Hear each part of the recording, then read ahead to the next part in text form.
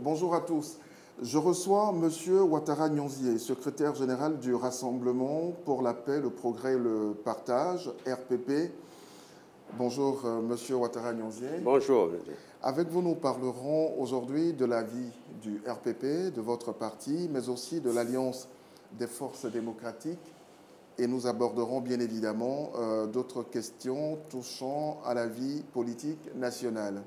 Alors, samedi dernier, vous étiez à Gagnoa pour une grande manifestation. C'était pourquoi? Comme vous le savez, vous êtes à Côte d'Ivoire. À la suite de la crise, la plupart des partis politiques d'opposition, pour ne pas dire la quasi-totalité des partis d'opposition, à la suite de la crise, ont été complètement délités, déstructurés, traumatisés, de telle sorte que la plupart des partis n'avaient pratiquement plus de vie, ni d'animation. Nous, à l'approche des élections, nous nous sommes décidés, après une réunion de notre direction, à faire le tour de toutes nos bases pour voir si elles se portent bien. Là où elles se portent bien, on les conforte. Là où il n'y en a presque plus, où elles ont été complètement déstructurées, on les remet en état de marche. Donc c'est ce que nous sommes en train de faire. À Gagnoa, nous étions à notre deuxième étape, après Divo, que nous avons organisé 2 semaines plus tôt. Et je pense que ça se passe relativement bien. Et cela va continuer? Ça va continuer effectivement en fonction des moyens dont nous disposons, parce que nous sommes un parti de l'opposition, nous n'avons pas beaucoup de moyens. C'est justement l'un des gros handicaps des partis d'opposition aujourd'hui. Jusqu'en 2010, les partis d'opposition étaient financés. Aujourd'hui, pour l'instant, en dehors des promesses, les partis ne le sont pas. Et comme vous le constatez, vous le savez aussi en Côte d'Ivoire, la plupart des cadres qui pourraient aider à l'animation et à la vie des partis politiques ont leur compte gelé ou ne sont pas en fonction parce que beaucoup de cadres d'opposition ont été mis hors circuit, ils n'ont plus d'emploi, ils n'ont plus de fonction. Donc, c'est difficile pour les partis politiques d'opposition. Mais bon, nous faisons ce que nous pouvons. Est-ce qu'il est aujourd'hui possible que le RPP aille faire le même meeting à Korogo? Oui, bien sûr. Nous, avant d'y aller, nous organisons. Nous avions, avant la crise, nous avons des bases très actives à Korogo. Et sur l'ensemble du territoire, nous avons alerté tous nos responsables de base, ceux qui sont encore en place, pour organiser ce type de manifestation, pour que nous allions nous-mêmes vérifier si le parti continue à vivre là. S'il ne vit plus, bon, nous prenons les dispositions pour le mettre en état de marche pour que nous ayons des représentants sur l'ensemble du territoire, comme nous l'avons eu jusqu'en 2010. Est-ce que vous vous sentez aujourd'hui en sécurité sur l'ensemble du territoire national pour organiser vos activités? Pour l'instant, est-ce que d'autres s'en plaignent? Oui, pour l'instant, dans les zones sud ici, nous n'avons encore aucun problème. Mais nous savons que d'autres partis politiques sont allés dans les zones qu'on appelle les zones CNO, c'est-à-dire pendant la rébellion centre-nord-ouest, et ont eu quelques difficultés. Et nous le savons. Nous savons qu'il y a des problèmes de sécurité dans ces zones-là. Et dans les perspectives des démarches que nous sommes en train de faire et de l'organisation de la remise en état de notre parti, nous tenons compte de tout ça. C'est pourquoi nous avons commencé par les zones sud, centre, et en observant l'évolution de la sécurité dans les zones nord. Il y a quelques semaines, le président du RPP, M. Laurent Donafologo, annonçait que le RPP aura un candidat à la présidentielle. Vous n'avez pas changé d'avis? Oh, nous n'avons pas changé d'avis, mais vous savez, pour présenter un candidat à la présidence de la République, il y a des études à faire. C'est-à-dire, nous, au RPP, au cours d'un séminaire, nos militants ont souhaité que nous soyons présents à toutes les élections, y compris l'élection présidentielle. Ce sont nos militants qui l'ont demandé. Ils l'ont demandé. C'est un séminaire, c'est une résolution qui n'est pas contraignante. Cela signifie que c'est une proposition qui a été faite au parti, qui doit l'étudier pour voir si la direction a les moyens financiers, les moyens humains, pour s'engager dans une course aussi importante que celle-là. Donc c'est cette étude que nous sommes en train de faire. Et la remise en l'état de nos bases fait partie effectivement de cette perspective-là. J'ai entendu dire que votre récente sortie de Gagnoa était aussi un soutien tacite à Issi Amara. Vous pouvez demander à tous ceux qui étaient, à aucun moment nous n'avons prononcé le nom d'Issi Amara. Mais il n'empêche que vous n'ayez quelque affinité. Personnellement, je connais le ministre d'État ici à Mara, c'est un grand frère. Le président Fologo aussi. Le président Fologo le connaît aussi. Nous avons beaucoup d'affection, beaucoup de respect pour lui. Mais pour l'instant, entre la candidature d'ici à Mara et le RPP, je dois dire qu'il n'y a pour l'instant aucun contact formel. Voilà, aucun contact vraiment formel. Aucun formel. Nous avons des représentants d'ici à Mara qui nous ont rencontrés pour nous informer qu'il était candidat, comme l'ont fait avec d'autres partis, mais pas plus que ça. Mais ce serait toujours possible de faire quelque chose ensemble? Nous sommes un parti de paix. Nous sommes un parti de paix, un parti de rassemblement. Nous, comme vous l'avez dit tout à l'heure, nous sommes en train d'étudier dans quelle mesure il nous serait possible, si nous avions les moyens, d'être représentés aux élections au niveau le plus élevé. Mais cela ne nous empêche pas de discuter avec des partenaires, si tant est que ces partenaires ont la même vision que nous de la Côte d'Ivoire. Une vision de paix, une vision de rassemblement, une vision pour le progrès, une vision pour que les ressources de la Côte d'Ivoire soient partagées au mieux entre tous les enfants de la Côte d'Ivoire. Alors, nous ne rejetons personne, nous sommes prêts à discuter avec tout le monde. Nous ne sommes pas demandeurs. Nous ne sommes pas demandeurs, ça je vous le dis avant, nous ne sommes pas demandeurs. Mais si des groupes veulent nous rencontrer, nous discutons avec eux. Quel regard portez-vous sur ce qui se vit au PDCI? Vous êtes, je vais dire, un transfuge de ce grand parti, le plus ancien de la Côte d'Ivoire. Quel regard jetez-vous sur ce qui s'y passe en ce moment, cet appel, ce fameux appel de Daoukro, ce choix de la candidature d'Alassane Ouattara comme candidat du PDCI alors qu'il est candidat du RDR? Dans votre question, il y a même la réponse, parce que vous dites que je suis un transfuge du PDCI.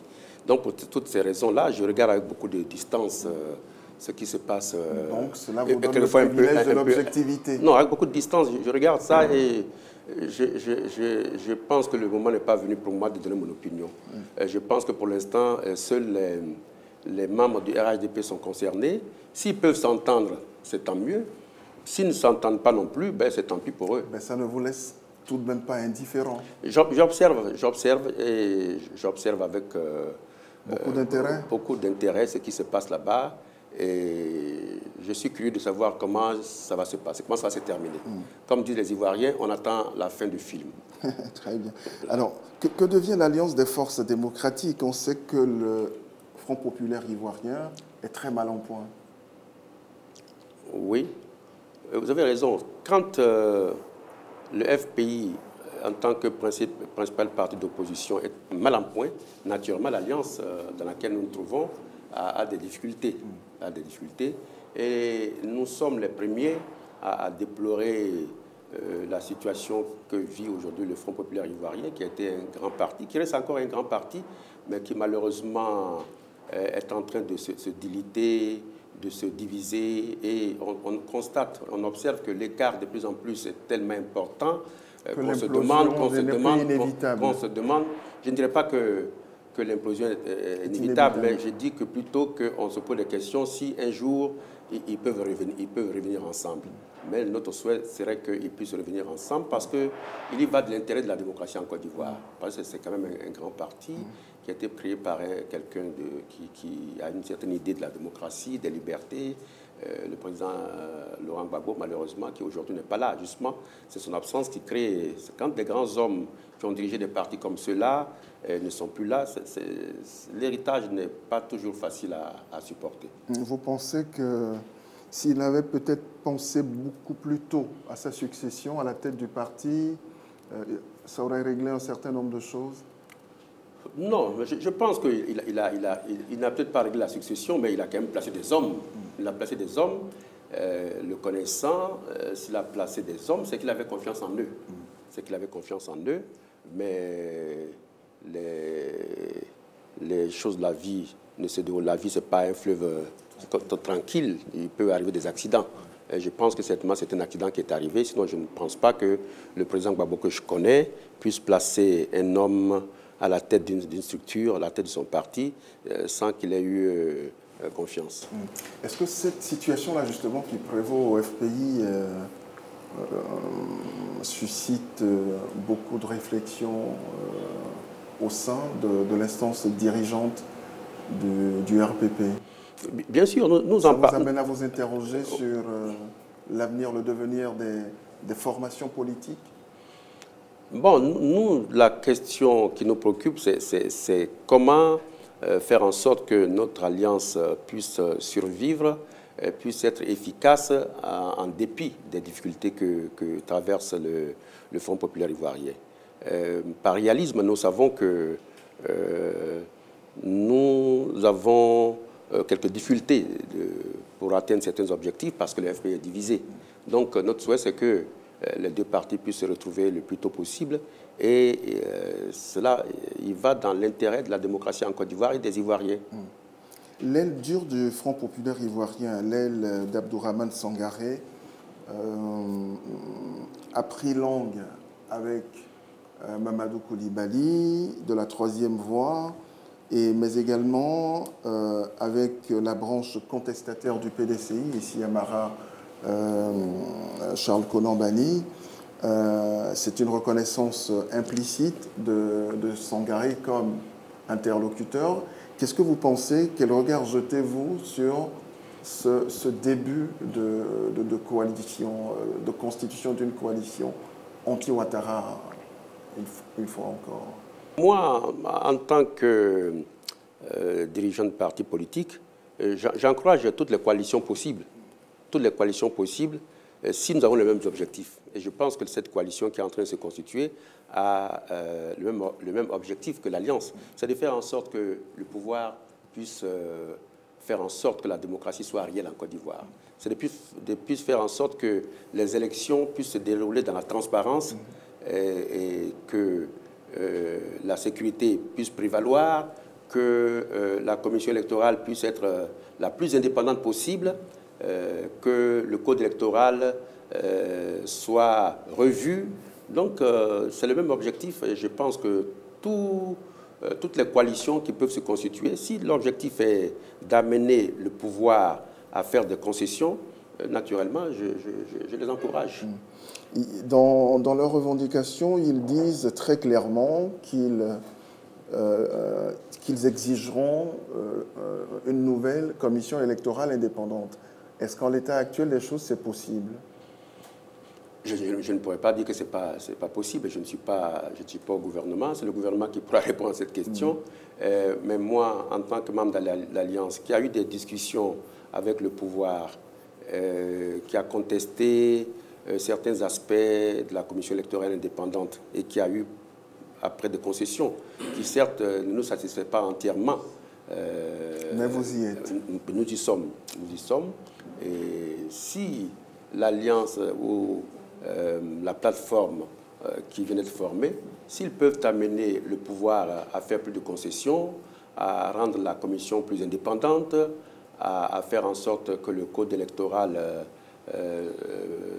soit le reflet de la situation aujourd'hui en Côte d'Ivoire, que le code électoral ne soit pas plus tard l'instrument par lequel certains individus ou certains partis politiques pourront passer pour faire main basse sur le verdict des résultats, ben c'est tant mieux. Nous allons évoquer aussi la question de l'éligibilité du président Ouattara. Mais avant, je voudrais vous demander deux mots de ce que vous pensez de la série de procès et de peines, des procès pro-Gbagbo récemment. Qu'est-ce que vous en pensez? Est-ce que on est en droit de dire aujourd'hui que la justice ivoirienne est libre, indépendante, équitable? Je n'ai pas envie de juger la justice elle-même. Mais c'est juste une appréciation. Ouais, je vais donner une appréciation sur les résultats, le verdict. Je trouve le verdict douloureux et injuste. Il est douloureux et injuste parce que c'est un procès qui a été fortement médiatisé. Même lorsque nous n'étions pas dans la salle du tribunal, on a pu quand même suivre les débats. Et on s'est rendu compte que tout au long du débat, tout au long du temps qu'a pris ce débat, les témoins qui sont venus, le juge, tous ceux qui ont pu témoigner n'ont pu prouver la moindre preuve pour confondre ceux qui étaient en face. La défense a d'ailleurs dit tout le temps qu'il y avait manque de preuves. Voilà. Et je pense que le dossier était léger. Le dossier était léger et on a condamné les gens pour rien. Alors, on parle de l'impunité, de combattre l'impunité. Mais si l'impunité, c'est de sanctionner des citoyens qui ont commis des délits graves, ils ont tué, ils ont violé, ils ont torturé, mais qui peut être contre la sanction de tels citoyens? Mais ce que l'on n'accepte pas, c'est que ces sanctions se fassent à la tête du client. Se fassent à la tête du client. On dit, bon, vous avez commis des fautes, vous ne serez pas sanctionné parce que vous êtes avec moi. Vous avez commis des délits, vous ne serez pas puni parce que vous êtes de mon parti. Et aux autres, on dit, on ne sait pas si vous avez commis des fautes, si vous avez commis des délits, mais dans tous les cas, on vous condamne. Voilà, mais vous serez condamné. Et on vous répond, non, monsieur, on n'a rien fait. On dit, non, non, vous n'avez rien fait, mais vous serez condamné. C'est ça qui est inacceptable. C'est ça. Et cette justice-là ne rend pas service à la réconciliation? Oui, ce verdict-là, tel qu'il a été fait, je pense que si on voulait envoyer un message et aux Ivoiriens et à la communauté internationale pour leur dire plus de réconciliation en Côte d'Ivoire, je pense que le message est bien passé. Alors, parlons très rapidement de la question de l'éligibilité du président Ouattara.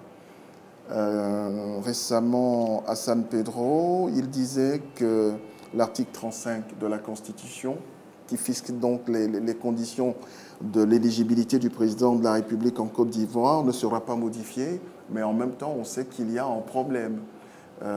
Est-ce que vous pensez que c'est un débat qu'il faut remettre sur la table et mener là, maintenant? On n'est qu'à quelques mois de la prochaine présidentielle. Je pense que dans la classe politique ivoirienne, très peu peut vous dire aujourd'hui qu'Alassane Ouattara a un problème d'éligibilité. Cependant, lui-même crée aujourd'hui un problème avec la Constitution de Côte d'Ivoire en ouvrant la polémique et le débat sur l'article 35. Parce que l'article 35, le problème de l'article 35 a été réglé. Le problème de l'article 35 qui a fait obstacle à son élection en 2000 et qui pouvait l'être aussi en 2005 a été réglé d'abord par la table ronde de Marcoussis, ensuite par les discussions de Pretoria avec Thabo Mbeki, qui a recommandé au président Gbagbo, qui était à l'époque président de la République, de faire en sorte que tous ceux qui ont participé à la table ronde de Marcoussis puissent être candidats sans passer par l'article 35. Et le président Laurent Gbagbo a pris user de l'article 48 pour faire à titre exceptionnel. Et pour la période de ces élections-ci, M. Alassane Ouattara et M. Bédié, candidat, parce que M. Bédié était déjà fort clos. Donc aujourd'hui, M. Alassane Ouattara ouvre le débat en disant je ne vais pas changer l'article 35, mais il y a une jurisprudence dont je vais user. Mais un arrangement politique n'est pas un verdict de justice. Ce n'est pas un acte de justice, c'est un arrangement politique. Qui plus est, indique ses limites en disant que cet arrangement politique a été fait dans des délais qui ont été indiqués. Donc à partir de cet instant, il n'y a pas de jurisprudence possible. Donc M. Alassane Ouattara... Ça veut dire que le problème, il y a un problème. Il y a un problème, c'est lui qui crée le problème maintenant, Alassane Ouattara. C'est lui-même qui crée le problème aujourd'hui. Parce qu'on lui a indiqué comment faire usage de la Constitution de la Côte d'Ivoire. À Marcoussis a reconnu que l'article 35 était confligène, que c'était un article confligène, et qu'il fallait donc le modifier. Et Marcoussis est allé plus loin. Marcoussis a proposé une mouture pour remplacer l'article 35 initial. Et M. Gbagbo, effectivement, à l'époque, ne pouvait pas le faire parce que il y a un article de la Constitution ivoirienne qui indique que lorsque le pays est divisé, on ne peut pas faire de référendum, parce qu'il faut le faire par référendum. Et M. Alassane Ouattara, candidat, a fait la promesse que dès qu'il serait élu, il procéderait à la révision de la Constitution, notamment cet article 35. Et depuis lors, il ne l'a pas fait. Il attend à 6 mois des élections pour dire non, l'article 35, ce n'est pas nécessaire de le remplacer, mais je vais user de la jurisprudence, qui n'existe pas. Donc aujourd'hui, c'est lui-même qui crée le problème. Or, s'il ne change pas l'article 35, il ne peut pas se présenter. Il ne peut pas se présenter. Mais il ne peut pas non plus aujourd'hui accuser quelqu'un ou un groupe politique de l'empêcher de se présenter. C'est lui-même qui se serait mis dans cette situation. Il avait la possibilité, puisque les Ivoiriens étaient d'accord, Marcoussis s'est imposé à tout le monde, il avait la possibilité de changer, de reprendre la mouture de Marcoussis, qui est acceptable pour tous. Il ne l'a pas fait et il se retrouve donc face au mur. Mais qu'est-ce qu'on fait? Ben, je pense que dire qu'il veut bénéficier de la jurisprudence... Et en même temps, il est le premier magistrat de ce pays. Oui, mais parce que le premier magistrat, il doit bénéficier de la jurisprudence, on va dire à M. Bédié, venez vous présenter, vous n'êtes pas fort clos. Vous n'êtes pas fort clos. Encore que cet arrangement politique était limité dans le temps et dans l'espace, dans le temps, surtout dans le temps. Donc, alors, ce que je comprends, c'est que M. Alassane Ouattara veut un autre arrangement politique. Mais il ne le dit pas. S'il veut un autre arrangement politique, mais qu'il le dise, et puis toutes les composantes de la société ivoirienne, il convoque toutes les composantes de la société ivoirienne, et puis les gens vont s'installer, et puis vont peut-être discuter pour trouver peut-être un autre accord politique. Il veut bénéficier d'un accord politique, c'est ce que je crois comprendre. Je peux me tromper, mais c'est ce que je crois comprendre, parce que véritablement, M. Alassane Ouattara a quand même des juristes de qualité autour de lui qui ont pu lui dire que ce n'est pas possible. La difficulté, c'est comment est-ce qu'on peut dire à quelqu'un qui est déjà président de la République qu'il n'est pas éligible, alors que la Constitution l'autorise à se présenter une seconde fois? Oui, la Constitution l'autorise à se présenter une seconde fois, mais M. Bédié, en 1989, il était le président de la République. Il aurait pu dire, bon, comme j'étais le président de la République, je peux faire un deuxième mandat, bien que j'ai plus de 75 ans. J'ai plus de 75 ans, j'aurais pu le faire. Il ne l'a pas fait parce qu'effectivement, les textes ne lui permettaient pas. Il y a un arrangement politique qui dit que pour les élections présentes de 2005 ou 2010, M. Alassane Ouattara peut exceptionnellement se présenter. Et alternativement, on dit, il se présente, mais après, il faut changer l'article 35 de la Constitution. Il ne l'a pas fait, c'est la faute à qui? Personne ne lui en veut. Je ne crois pas qu'il y ait en Côte d'Ivoire quelqu'un qui ait contesté les accords de Marcoussis. Et surtout cette mouture-là, tout le monde, tous les Ivoiriens, tous les hommes politiques savent ce que c'est. Lui-même, faisant la campagne, a dit, dès que je suis élu, je vais faire modifier cet article-là, qui est un article confligène, pour que plus jamais on ait des problèmes de cette nature. Pourquoi l'a-t-il pas fait? Alors maintenant, est-ce que vous pensez que pour régler ce problème-là, il faudra forcément passer par une voie référendaire ou se limiter à... Oui, s'il veut remettre... Est-ce qu'on a encore le temps de faire tout ça? Mais on a le temps. On a le temps. Il suffit d'en avoir la volonté. On a le temps. C'est une question de volonté. D'ailleurs, certains de mes amis me rappellent qu'en 2000, après le coup d'État, M. Gueye, en 8 mois, il a fait un référendum pour adopter la nouvelle Constitution 2000. Et puis après, en avril 2000, il a organisé la Constitution. Et en octobre, il a organisé les élections. M. Alassane Ouattara invoque les problèmes de moyens pour dire que le référendum coûte cher. Mais si c'est ça qui doit amener la paix en Côte d'Ivoire, la paix n'a pas de prix. Monsieur Ouattara Nyonzié, merci infiniment d'être passé par chez nous. Merci beaucoup. Merci beaucoup. Moi qui vous remercie. Merci.